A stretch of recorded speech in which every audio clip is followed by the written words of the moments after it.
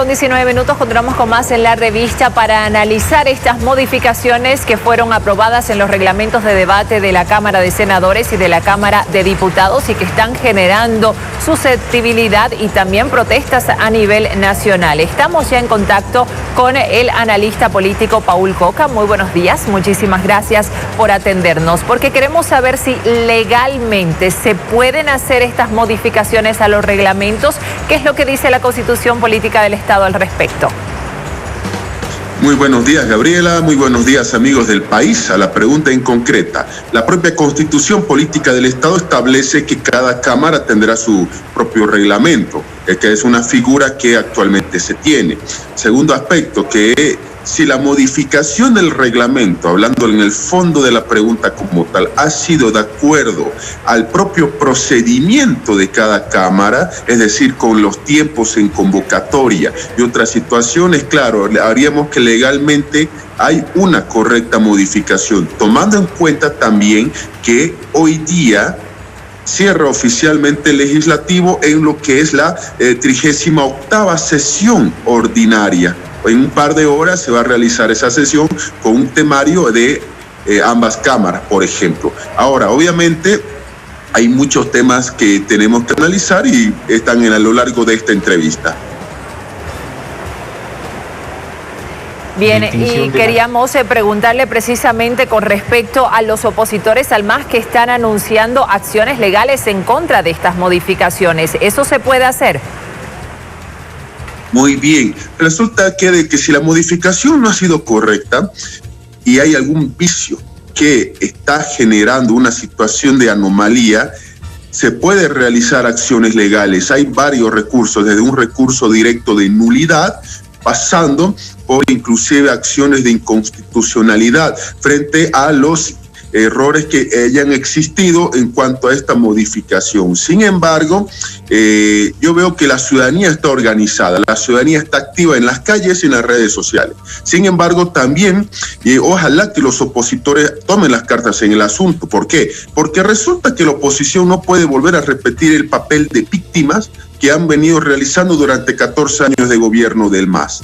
Resulta que los anuncios de procesos y acciones legales en contra de estas modificaciones en ambas cámaras que no se queden en anuncio. Uno ve, por ejemplo, que el principal líder de oposición, Carlos Mesa, dice claramente que si no se restituyen los 2/3, simple y llanamente él no va a ir a la oposición presidencial del presidente Arce Catacora, y uno dice realmente, estas son las medidas de la oposición. O sea, tu gran medida es no decir que no vas a asistir a la posesión presidencial, ¿en serio? O sea, ¿no hay otra situación más de inteligencia en la oposición?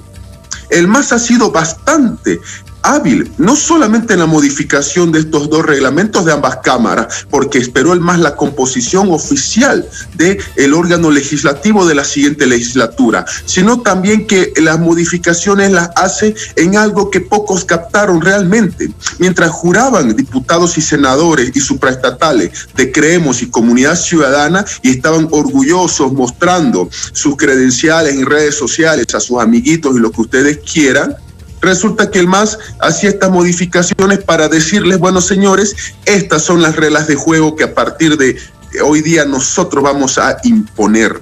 Estas son las condiciones. ¿Qué van a hacer ustedes? 14 años de oposición al MAS debería haber servido a la oposición para saber cómo piensa, cómo siente y cómo actúa el MAS. Paul Coca, buenos días. Natalia Girard los saluda. ¿Cuál es la importancia de los artículos de los reglamentos que fueron cambiados por el movimiento al socialismo para evitar los 2/3? Buenos días, Natalia. Un fuerte abrazo para toda La Paz. Resulta que hay dos tipos de importancia, la importancia política y la importancia jurídica. Dentro de lo que es la importancia jurídica, hay dos articulados de los que son los que uno tiene que preocuparse. Uno, el tema de los ascensos, que son de Policía Boliviana y las Fuerzas Armadas. que ya no se van a requerir 2/3, sino mayoría absoluta. Y el segundo aspecto, la ratificación de los embajadores, que son cargos que, como en Bolivia sabemos, no hay una carrera diplomática como tal, pueden ser designados de cierta manera discrecional, avalados por el legislativo, porque así está el procedimiento. Esa es la importancia jurídica de todos los artículos. Yo muestro mi preocupación por estos dos. Y la importancia política de las modificaciones son las siguientes, que nosotros sabemos que el legislativo tiene que ser un órgano absolutamente de consenso también.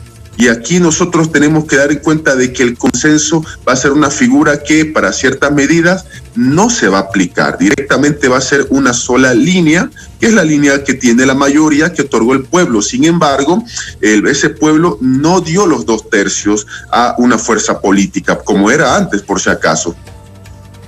Paul Coca, desde el MAS aseguran que estos cambios se realizaron para dar gobernabilidad al nuevo gobierno de Luis Arce. ¿Usted hasta qué punto cree que era necesario?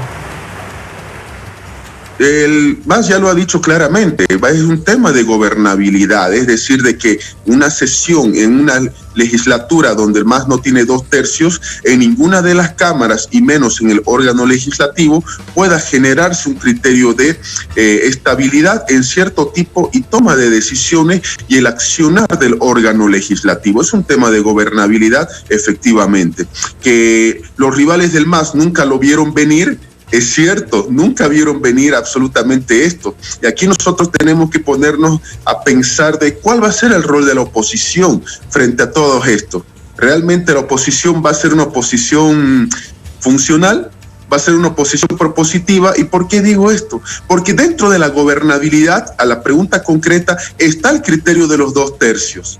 Y el MAS solo necesita 9 curules para llegar a esos 2/3. Y hasta el momento, la oposición no se decide.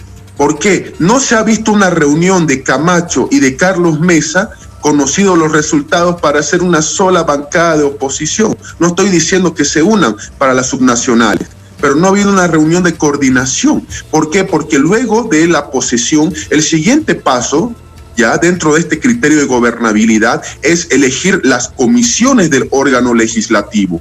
Es decir, qué comisiones de cada cámara y quién las va a presidir. Y aquí es donde creemos y Comunidad Ciudadana deberían haber tenido reuniones y adoptar una sola línea, porque es más fácil para el MAS conseguir 9 curules de sus rivales y llegar a 2/3 que esta oposición obtener 2/3 en el legislativo. Paul Coca, aún hay artículos que requieren de los 2/3 para ser aprobados. ¿Cuál es su opinión y cuál es su análisis respecto a estos? ¿Y cuáles son? La pregunta es excelente. ¿Por qué? Porque resulta que la Constitución Política del Estado, que tiene que respetarse en todo aspecto y en todo sentido, establece 2/3 para bastantes situaciones: aprobación de leyes, designación de vocales electorales, designar al procurador, designar al defensor del pueblo, por ejemplo. Son algunas figuras que se va a tener que utilizar los 2/3, entre otras tantas. La actual Constitución numera 20 veces la palabra 2/3, referida a los órganos legislativos nacional y a los órganos legislativos subnacionales. Sin embargo, yo espero que los parlamentarios de oposición, ¿por qué? Porque en el MAS hay una línea y hay un solo planteamiento, y en el MAS, hay que decirlo, la tienen clara. La pregunta es qué va a pasar con Creemos y Comunidad Ciudadana. Por ejemplo, para designar al nuevo defensor del pueblo, porque sí, ya Nadia Cruz feneció mandato, se requiere, y dice la Constitución Política del Estado textualmente, se requiere 2/3 de los miembros presentes en esa convocatoria. ¿Qué va a hacer la oposición al MAS, sabiendo de que el MAS puede conseguir los 2/3 de los miembros presentes, tal como lo dice la Constitución? Porque la Constitución es clara, no habla de 2/3 de la totalidad de los 130 diputados más los 36 senadores, dice de los miembros presentes. Realmente la oposición, ¿qué va a hacer? Esa es la gran pregunta. Y repito, el MAS la tiene clara. El MAS tiene absolutamente la figura clara. La pregunta es, ¿qué van a hacer los rivales del MAS? ¿Qué va a hacer Creemos? ¿Qué van a hacer Comunidad Ciudadana? Aparte de críticas. Y ojo, el papel de víctimas ya no viene al caso. Ya durante 14 años la oposición al MAS se ha mostrado de manera víctima. Ahora, ¿qué viene? Sabiendo de que hay que respetar la Constitución y hay temas que se requieren 2/3, que está en la Constitución y eso se tiene que respetar, pero de los miembros presentes, como por ejemplo la designación del defensor del pueblo, que eso va a ser un tema bastante interesante que se va a venir y está a cargo de esta legislatura, que va a empezar ya nomás sus funciones. Y más allá de la legalidad, ¿cómo cree que estos cambios, estas modificaciones a los reglamentos trastocan los valores democráticos del país?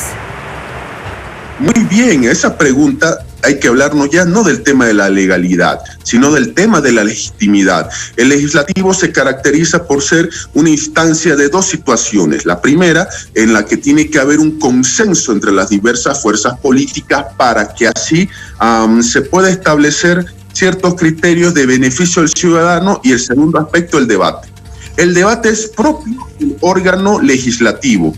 Ese debate de diversas fuerzas siempre ha sido el eje central de la toma de decisiones en el legislativo. En anteriores legislaturas, por ejemplo, del 2002 al 2005, ha sido bastante interesante ver y escuchar debates. Ormando Bacadíes, Filemón Escobar, el propio Evo Morales Ayma, Nora Soruco y otros tantos diputados, senadores, eso se me ha venido a la mente, por favor, tantos diputados que han debatido, que han generado ideas, que han generado productos en consenso. Por ejemplo, la ley 3058 hidrocarburos, que fue producto de un parlamento absolutamente dividido, pero que todos debatieron y consensuaron una norma. Estos dos aspectos son los que van a ser principalmente afectados con estas determinaciones. Le agradecemos al analista político Paul Coca por esta entrevista. Más adelante continuaremos hablando de las modificaciones. Tenemos un debate.